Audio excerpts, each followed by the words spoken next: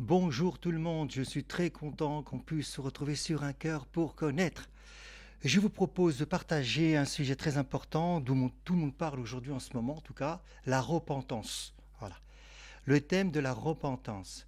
Ça peut faire fuir des personnes parce que tout d'un coup, quand on parle de ce terme, on rentre tout de suite dans une culpabilité ou bien la religion avec un petit R, faire rentrer les personnes dans une culpabilité. Pour cela, je vous propose d'ouvrir la parole de Dieu. Voilà. Au moins, ouvrez la parole de Dieu et nous allons voir ce que dit Paul. Déjà, commençons déjà par Paul. Et dans l'Épître aux Romains 2,4, je vous lis ce que Paul dit. Où méprises-tu les richesses de sa bonté? Donc, c'est Paul qui parle à des non-juifs et qui leur dit, est-ce que tu vas mépriser les richesses de la bonté divine, de sa patience, donc toujours en parlant du divin, de sa longanimité, ne reconnaissons pas que la bonté du divin, donc de Dieu, donc de Elohim, pour Paul, te pousse à la repentance. Donc c'est la bonté de Elohim qui te pousse à la repentance. Alors, le mot grec qui est utilisé, c'est métanoïa. Voilà. Paul ne nous enseigne pas, ne nous dit pas ici, je vais me repens pour me faire pardonner.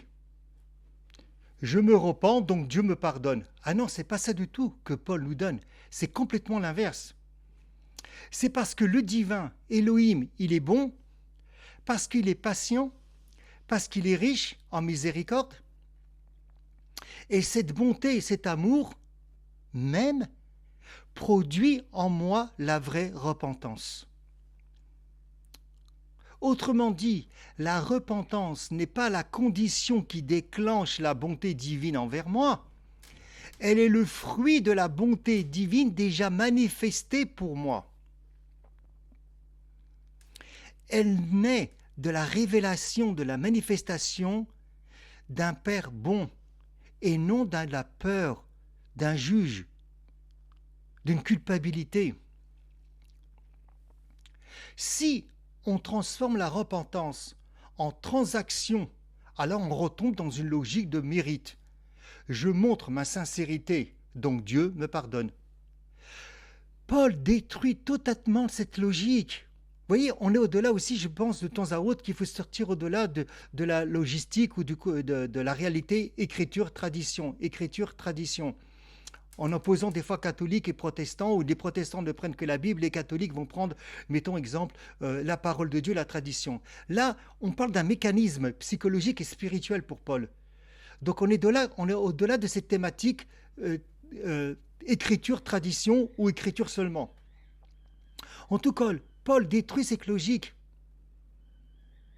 Donc pour Paul, la dynamique, elle est descendante avant d'être ascendante. La grâce précède le mouvement de notre cœur. Et la différence est donc capitale. La façon comme on voit la chose, comme on vit la chose. La repentance, pour Paul, elle est une réponse à la bonté révélée du divin, de Elohim.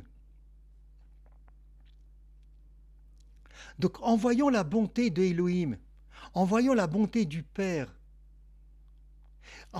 le fait de recevoir cette révélation-là, chacun individuellement, alors ça me conduit toujours plus à une repentance plus profonde. Ça veut dire que concrètement, la repentance n'est pas un événement ponctuel, c'est un style de vie. Et nous allons de repentance en repentance, à mesure que nous découvrons davantage l'amour du divin, l'amour de Elohim, l'amour du Père.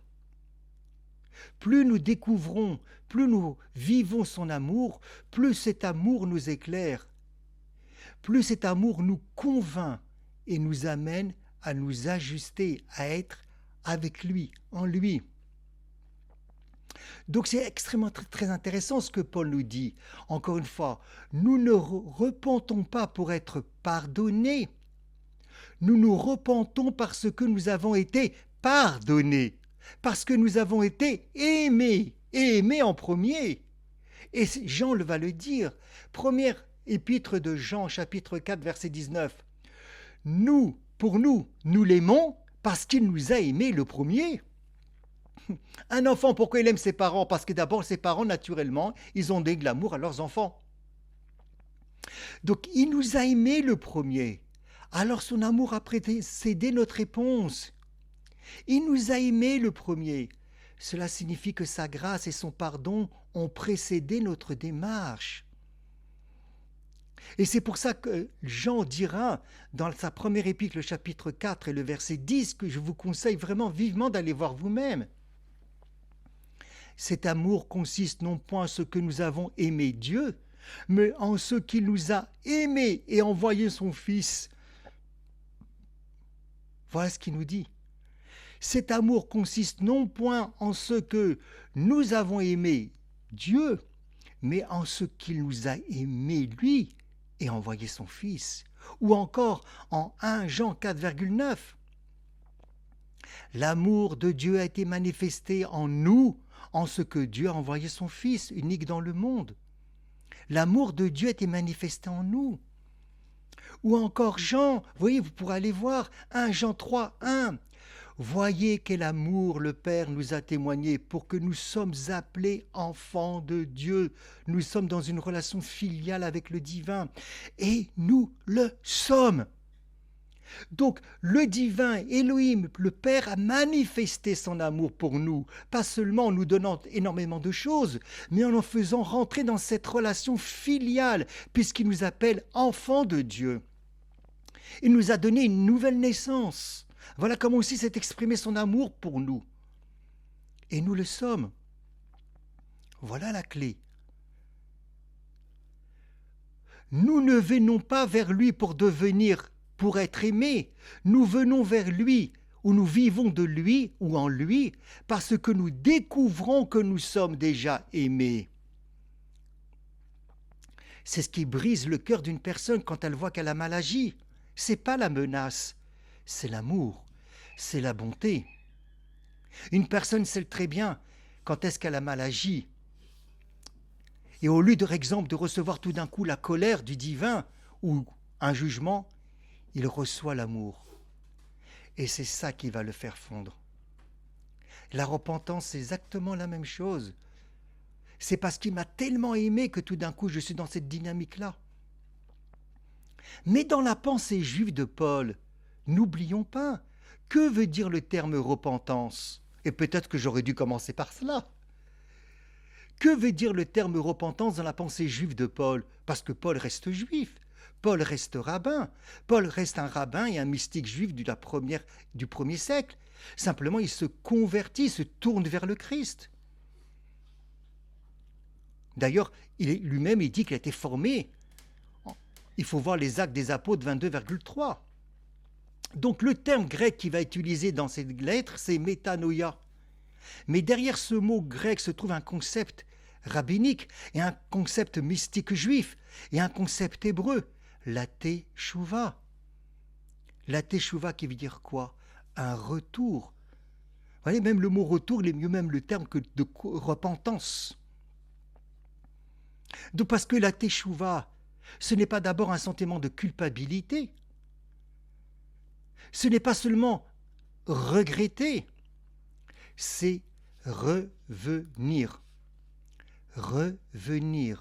Revenir dans notre centre essentiel, celle où il y a le Christ en nous, revenir vers le divin, revenir à son identité, revenir à l'alliance, à l'union. Dans la pensée rabbinique et dans la pensée du rabbin Paul, la teshuva, ça implique de reconnaître, bien sûr, son égarement. On s'est décentré, on a changé de direction pour réaligner sa conduite.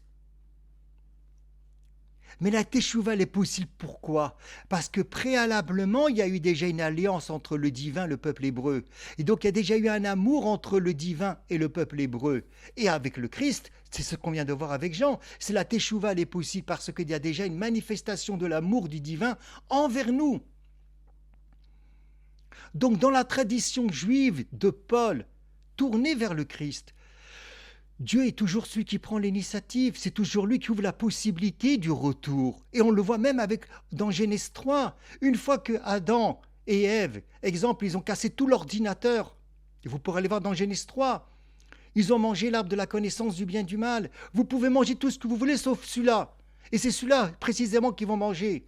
Est-ce que Dieu se met en colère? Pas du tout. Comment la Torah nous montre le comportement du divin de Elohim? Eh bien, allez voir, je vous en supplie, allez voir par vous-même. Ne faites pas que m'écouter. C'est écrit que c'est le Elohim qui se promène dans le jardin, qui va à la recherche de sa créature. C'est lui qui va à la recherche. Pas avec des gros sabots, pas avec un fouet, pas pour le frapper, pas pour lui crier dessus. Et quand il rencontre, Adam est tout caché, replié sur lui-même. Parce qu'il s'est décentré, il a une autre perception du divin, de Elohim. Et qu'est-ce que fait Elohim? Il le frappe, il lui crie dessus, il lui dit « Qu'est-ce que tu m'as fait ?» Il le culpabilise. Pas du tout, pas du tout. Regardez, observez. Et qu'est-ce qu'il dit, Elohim? Où es-tu? Magnifique. Il renoue le dialogue, il ne coupe pas le dialogue. Il n'avait jamais coupé Elohim, mais regardez, c'est toujours le divin qui ouvre la possibilité à l'homme le retour lorsqu'il se décentre. Il vient avec amour dans Genèse 3, il vient avec miséricorde dans Genèse 3. La miséricorde précède tout le temps le retour lorsqu'on se décentre. Et bien sûr, chez Paul, on pourrait dire que cela devient encore plus radical. Puisque pour Paul, ce n'est pas, et c'est la même chose, le divin qui rend le retour possible, c'est carrément sa bonté qui s'est révélée pour Paul en Christ, qui produit le retour, qui produit la teshuva qu'on a traduit par repentance, qui produit la métanoïa. Donc ce n'est pas un effort moral, ce n'est pas une culpabilité comme on a dit.